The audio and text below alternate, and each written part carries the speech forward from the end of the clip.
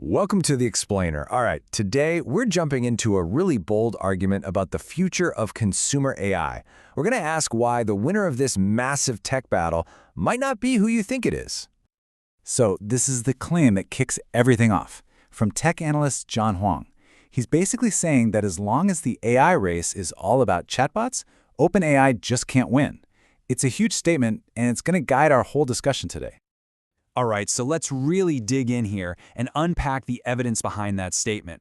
Because the argument is that the winner was decided a long time ago by deep structural advantages that have been right in front of us the whole time.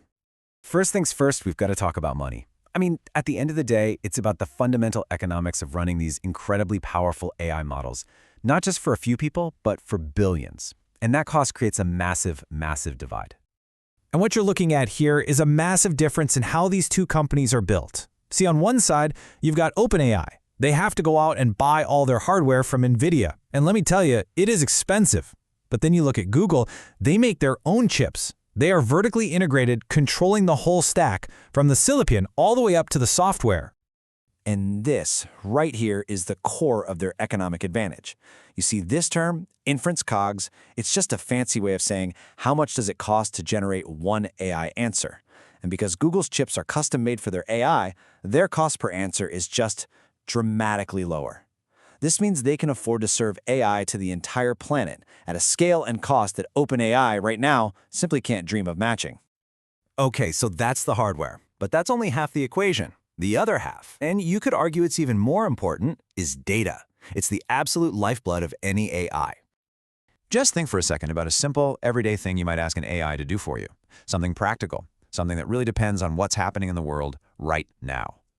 And boom, right there is the difference. You ask both for the fastest route to the airport. Google's AI, Gemini, taps right into its own live, unbelievably rich Google Maps traffic data. It knows about that accident that just happened 30 seconds ago. ChatGPT, it has to use a third-party source. Now that might sound like a small thing, but in the real world, that tiny difference in utility, well, it's everything. And this isn't just about getting to the airport, right? This advantage just snowballs across Google's entire empire. Just imagine an AI that can scan your Gmail to help you plan your week, that can understand what's happening in a YouTube video, and that can draw on literally decades of Google search history to understand what you're really asking. It's a data moat that is just impossible for anyone else to cross. Okay, so we've got these huge built-in disadvantages for OpenAI in both cost and data. So the big question is, are we actually seeing the cracks start to show in the real world?